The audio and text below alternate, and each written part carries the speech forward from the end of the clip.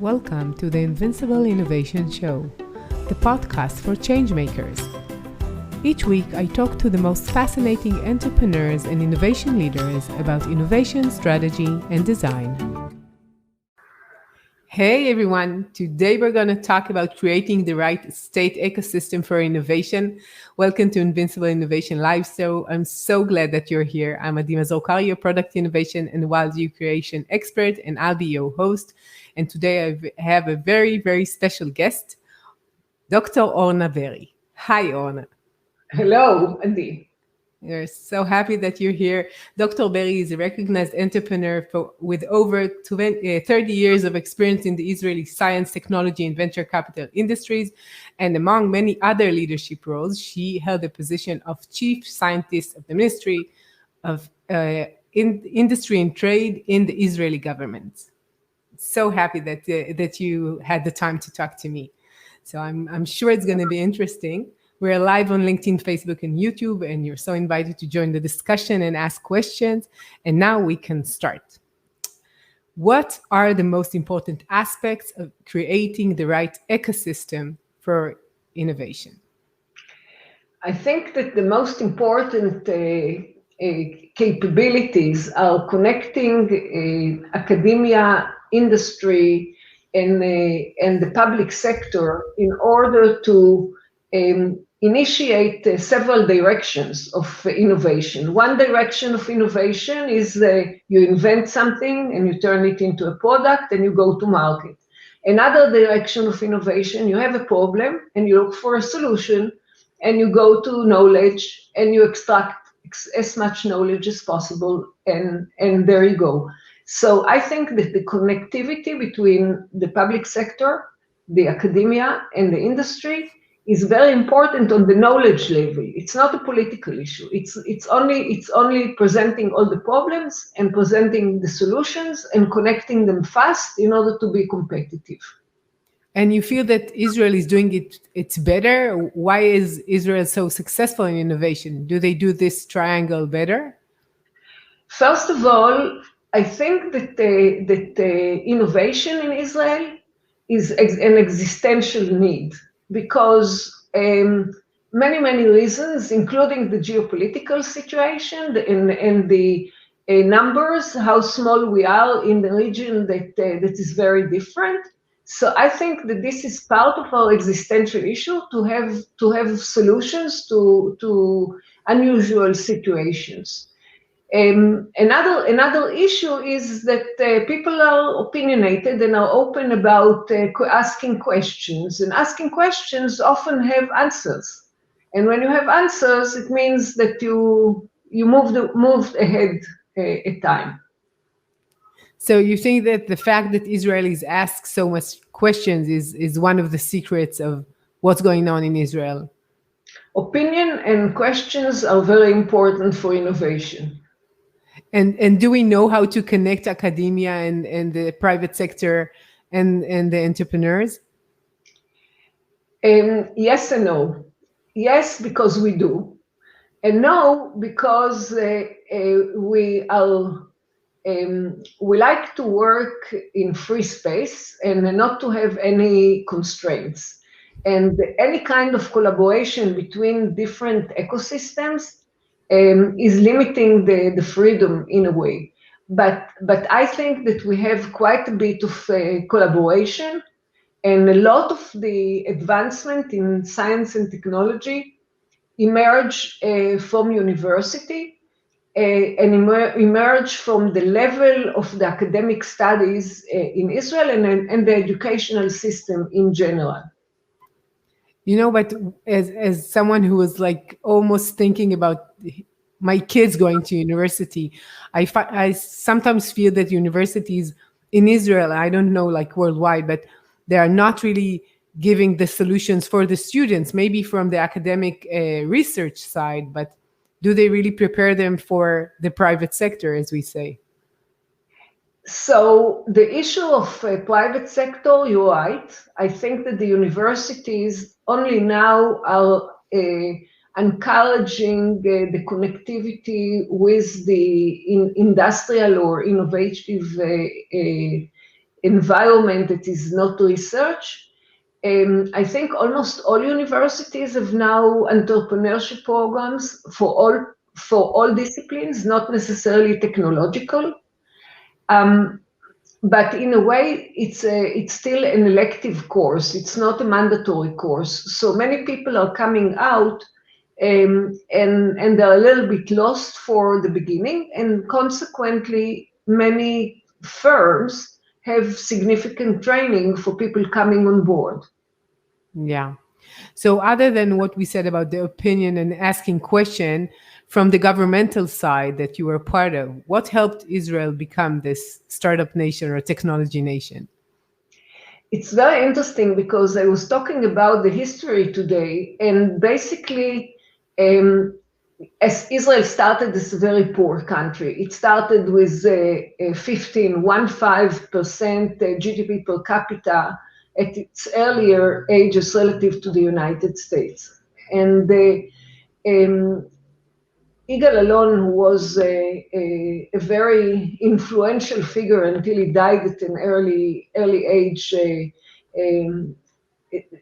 the end of the 60s, he decided to see if you can turn knowledge into an economical value. He knew very well how to turn knowledge into a survival method in defense, because he was a general in the defense before.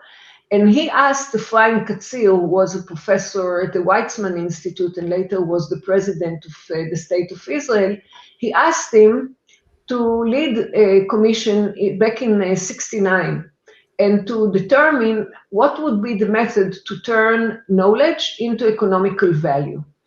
And that was the origin of setting the offices of chief scientists in several ministries, and specifically the Ministry of Defense and the Ministry of then Trade and Industry, later Industry and Trade, and today Economy, and now it is probably moving to the Ministry of Science and Innovation. Two of the chief scientists were also director generals in the government of Israel. And directorates mean that you also budget specifically research and development. So there is, we all know that there is a good defense R&D, and it was followed by good industrial research and development, and this leans heavily on the level of academic achievements. So Yeah. the triangle of resilience and the economic growth leans on academic achievements. Yeah, I until you just explained that, we always think that education is very important for Jews and for Israelis, and it's like the first time I connected the fact that we're so into education and teaching people from very young age to the fact that it's resonating in the solution of turning knowledge into value, actually. Yeah. So actually, this was put as a strategy for the government back from the late 60s, early 70s. And it was Chaim Bar-Lev, who was the Minister of then Trade and Industry, who brought in Yitzhak Yaakov to become the first chief scientist, and he had the R&D in the defense before. And that evolved. It evolved into, initially it was just putting R&D in industry. The country wasn't sufficiently well-to-do to invest a lot in R&D, so the government started investing, and then that distinguished companies that had growth and was facing outbound the international competition, and then export and creating revenues and income to the state. It evolved later. The vehicle was used when there was massive immigration from the former Soviet Union to create the incubation of ideas of people who immigrated, but it was open to all citizens. And then programs that connected with academia, that when you have a question in industry, you can also ask academia to help you solve it. And in between, there were the programs that created first a bilateral relationship with the United States. So small companies had support for creating engagements with larger companies and export. And eventually that evolved into venture capital industry that was also backed by the government in its first cycle. And the first cycle of venture capital firms in Israel had 30% investment of cash money by the government. So all of it, and it had very nice returns. It returned about 6x after the first 5 years. So at that time, the government went out of the venture capital. So in all, the government involvement in creation of knowledge came where the investment in knowledge was excessive relative to what the companies would have gone and done themselves, and this accelerated the market, accelerated also the reputation of Israel, and so those connections between the different disciplines. This is what urges the economic value of innovation. Innovation exists everywhere. It exists in medicine, it exists, of course, in research, and it exists in resilience, but we're talking about the economical value, and that was part of the channel that was initiated by the Alon Katzir, committee and setup. So I know that about starting in the 80s, the government gave money to the VCs and they invested in high-risk startups at the beginning. And I guess that some of them grew and the entrepreneurs on the second or third trial became more and more successful afterwards. So actually, there was venture capital in Israel. There was small venture capital in Israel, like Israel Discount Corporation and such had some money, but really the wave of venture capital was formulated in 92 and initiated in 93. And I was lucky enough to be among the first startups that were funded later in 93 by venture capital. So by all means, some of those venture capital firms invested in entrepreneurs like Victor Villens, who multiple times was a successful entrepreneur. There are others who did phenomenally well in terms of creating and pushing completely new concepts into the global market, not only to Israel. Do you think that the fact we're surrounded by either a sea of people who don't like us make us prone to do things bigger from the beginning, that maybe in Europe and other countries they are not doing that? Yeah, in many places in Europe or in the United States, or even in China and Taiwan, people develop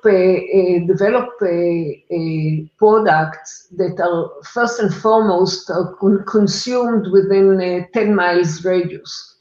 We don't have this luxury. Whatever we invest in research and development, we're too small a market to justify the investment. So consequently, we immediately invest, and many times we guess the market in order to reach the global market.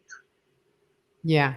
And do you think that, like in the last year or so, we have so many unicorns, there is some kind of like a more stable, less startup nation and more tech nation?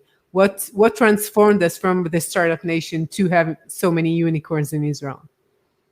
So I think that we have to be careful about the fact that we are always we're excelling when we introduce new technologies, and we are early in recognizing new directions.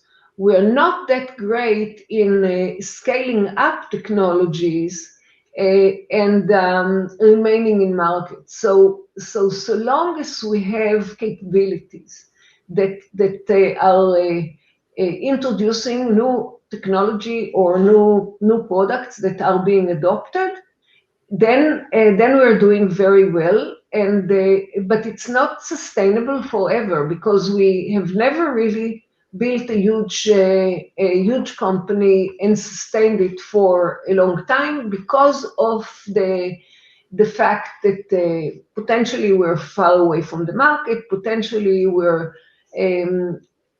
haven't developed the operational skills as well as the technological innovative skills. We definitely developed a lot more of the go-to-market skills, marketing skills, sales skills. That is something that we have improved quite significantly, but still we are lacking certain skills. You know, you can compare us to Switzerland, for example, and see that in Switzerland they still have high quality manufacturing of industrial equipment, for example. We don't have such, companies that are even, certainly we don't have companies that are 100+ years old, because we are a younger country. But very, very few companies remain across the time frame of the state of Israel. Yeah. So how could governments create sustainable growth with innovation? So we started from being a startup nation, and what is needed now? So the government can do certain things and shouldn't do other things. Government is not the source of ideation. It's an enabling force. And for example, if we want to talk about the digital health discipline, there are lots that the government can do in terms of removing obstacles and creating enabling regulation. So government can do a lot, but it's not that in the micro, it's in the macro. The environment needs to be agile and facilitating the innovation, and government is a facilitator. The only place I think that government is also a consumer is when we talk about public sector. In the public sector, the government is a big consumer. It's a big consumer of the public cloud. It's a big consumer of IT. It's a big consumer of transportation, many other things that it's a major consumer, but still it's a country of just above 9 million people, and it's not really compatible to other countries. So we never really invest research and development just in local consumption. So what is like preventing us from moving to a big, substantial company?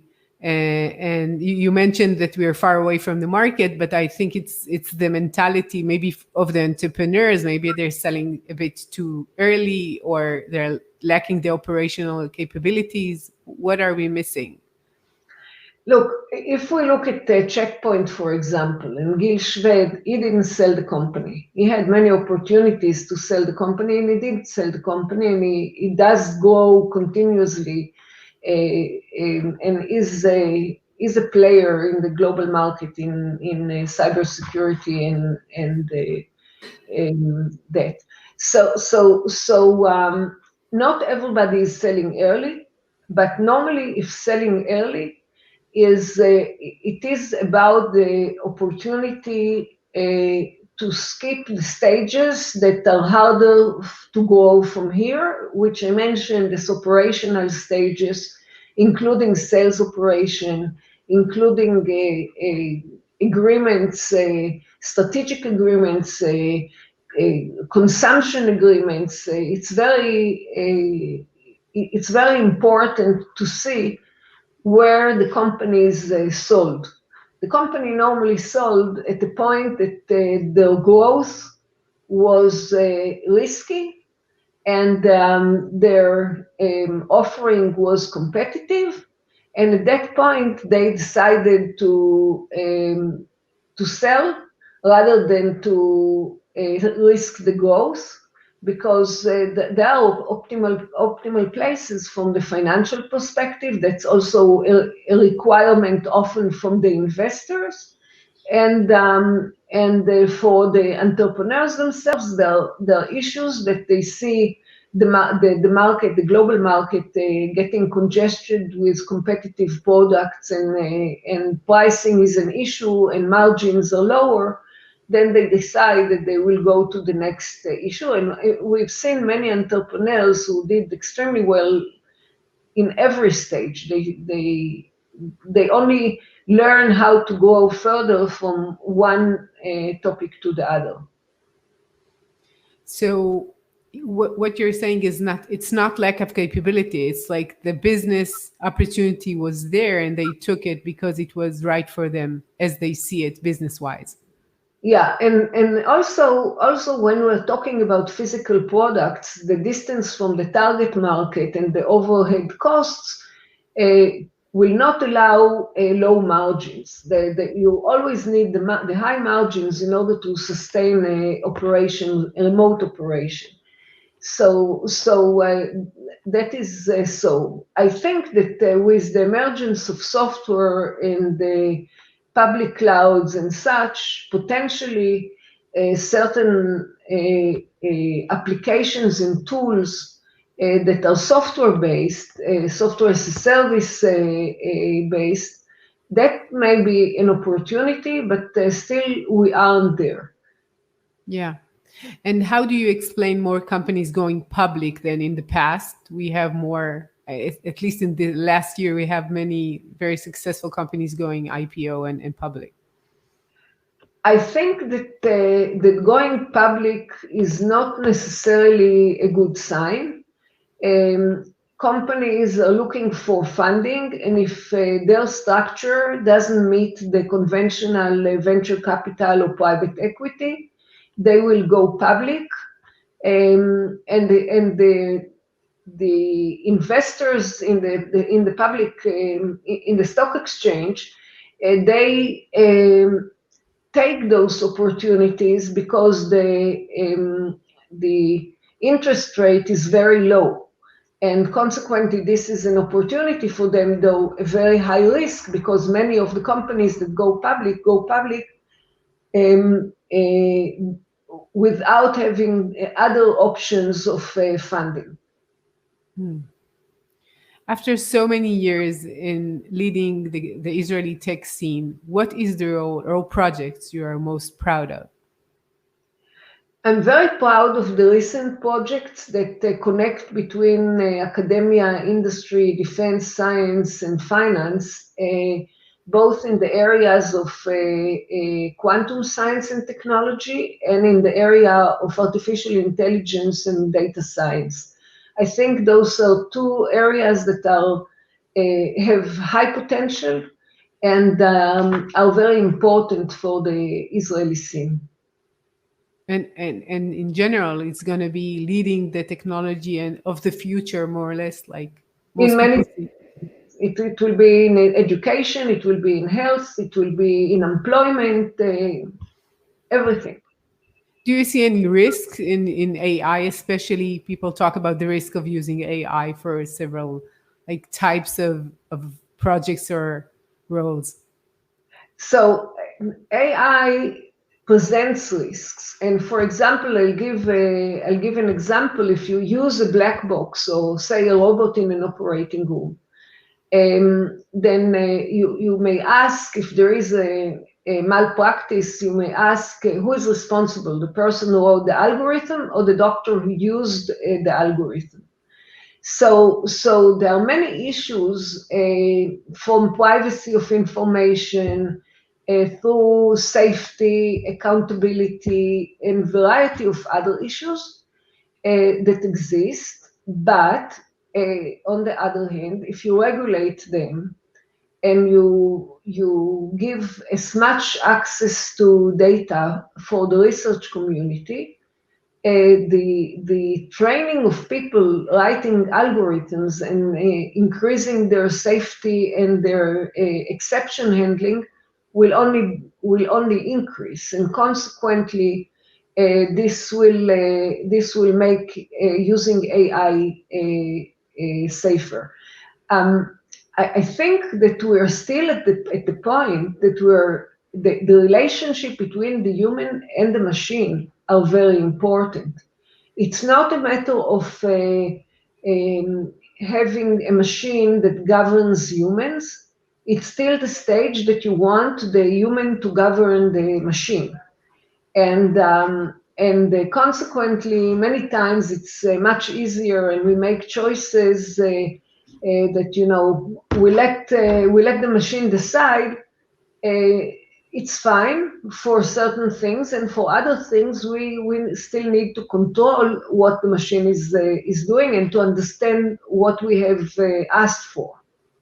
Yeah, I think that most people, when they imagine AI, they imagine like someone controlling humans or being more smarter than humans. And in some aspects, AI is already smarter than human in so many aspects. But what comes to my mind is that even technologies that we currently have, like social media and the big tech industries, and they are not really regulated well because the regulations are so behind the technology. So This is we'll, This is true, and we've seen infringement of privacy. We've seen information that surfaces. We've seen many occurrences. You know, sometimes the control of the electrical systems, the water systems, because of the fact that they are so computerized, they are being compromised, be it either cyber attacks or be it erroneously. So the digital age brings certain risks, and the regulators are behind. But I don't see us walking back because, for example, when we look at discoveries in cancer research and the dependency on the combination and integration of the lab with the digital information and the patient record and the ability of the patient to know better, the ability of the health taker to do a better job. We won't go back on that.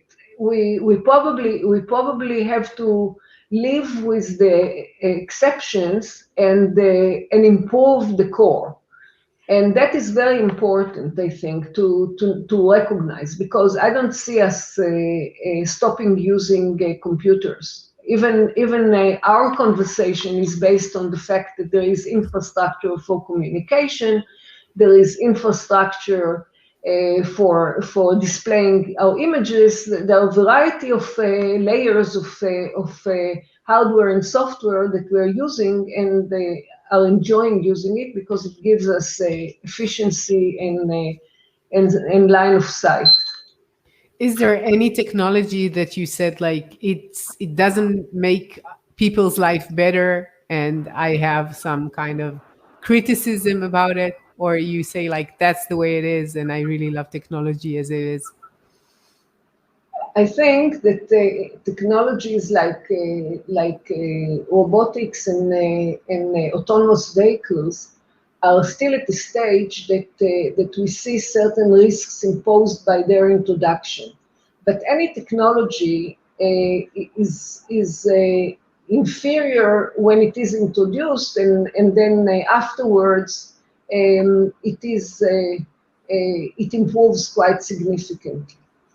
So I think that mixed realities and augmented reality, variety of capabilities, when they're being introduced, it looks like either a toy or limited activity, dizziness, whatever, and eventually it serves in operating room, it serves in the pilot seat, the variety of integrations that you can display on a screen.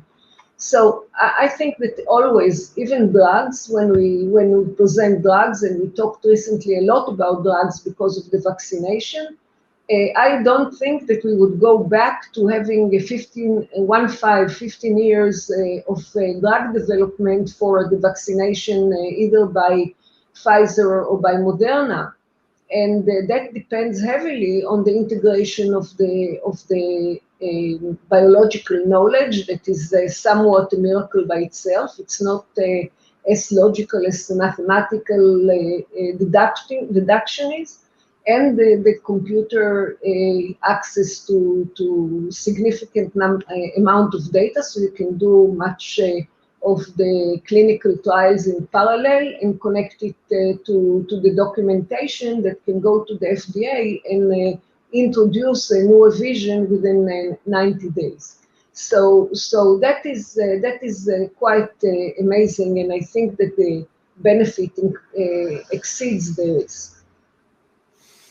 Yeah, I understand what you're saying. But when it comes to, like, I can think about social media, for example, that people are much more connected, but on the other side, you see more people feeling alone, or the fact that we want to make our lives so much better, and sometimes we're much more sad, I would say. One of my children, I have three children, and one of them lives in Bonn in Germany, and this was a very difficult time since I last saw her on March 1st of 2020, and this last weekend I spent with her in Bonn. This is the digital infrastructure was life-saving in a way to keep in touch and to sort of semi-feel. And it's not a replacement. And it's not a replacement for the sense of loneliness and separation, but it is much better than just, the way I was 40 years ago in the United States, that I would call home once every few months because of the cost of international calls. So I think that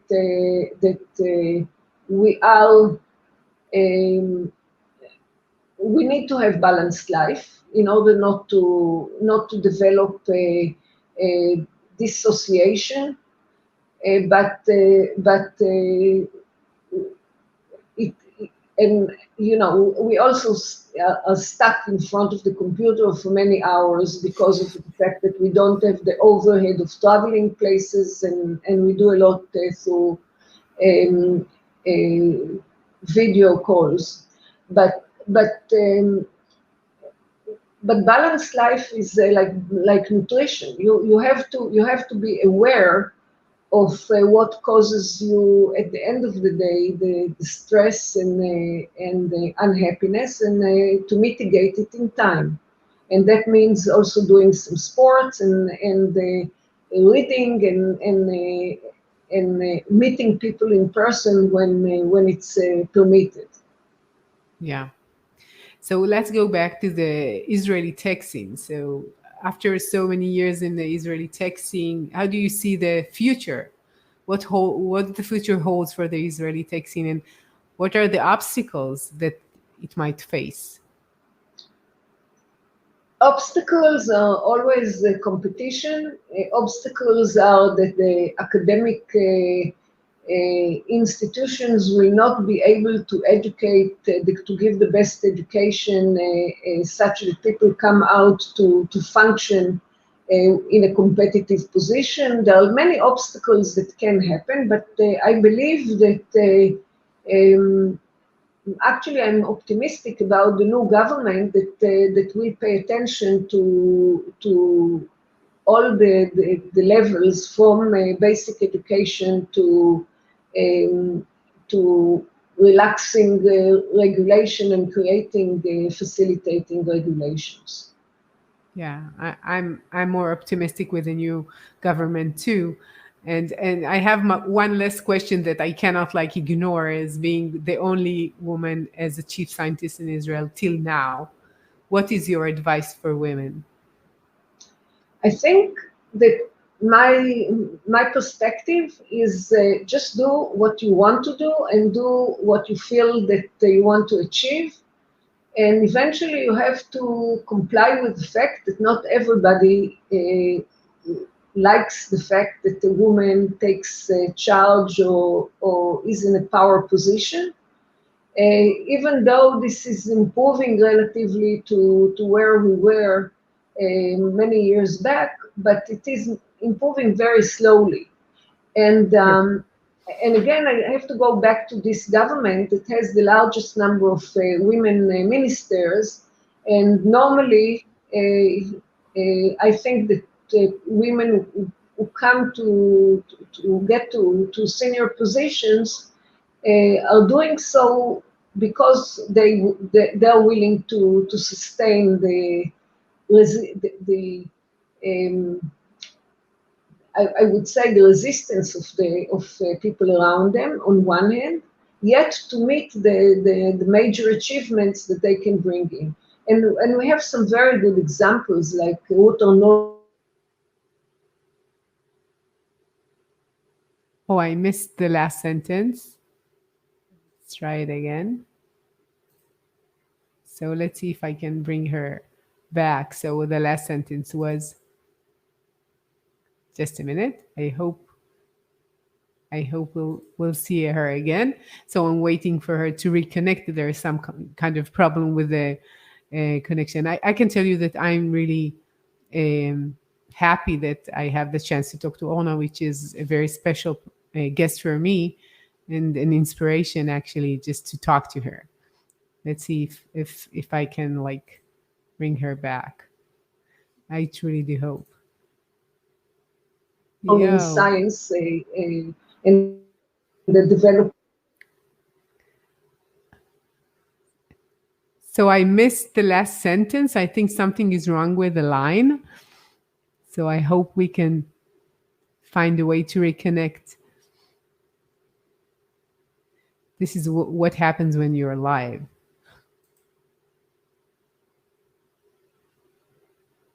I don't hear you.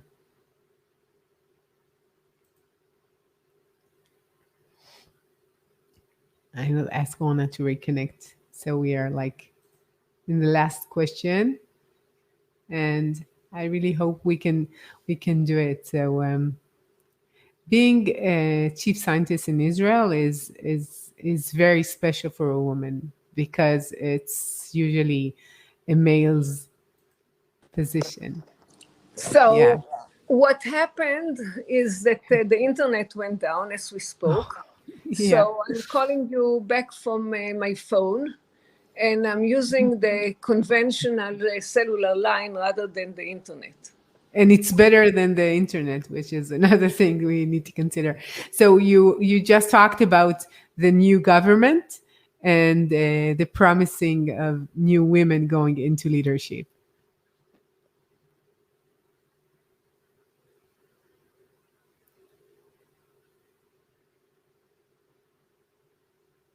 It seems like we don't have enough luck here.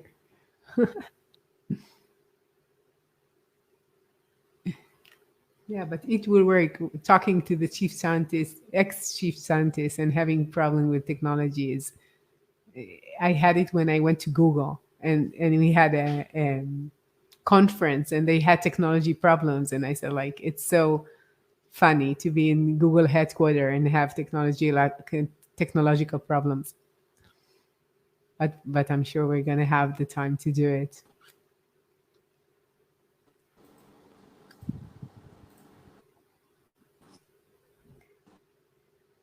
Yeah. Do you hear me, Orna?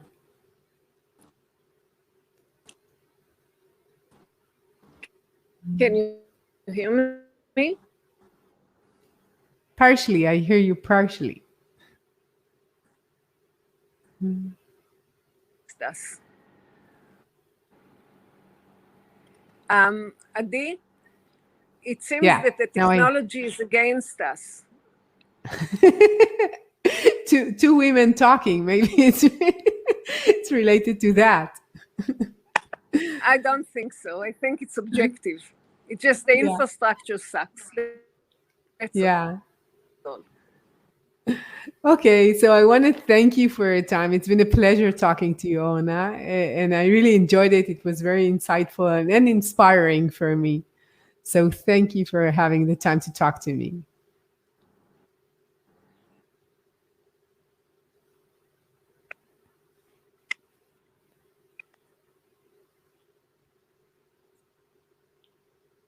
Bye bye.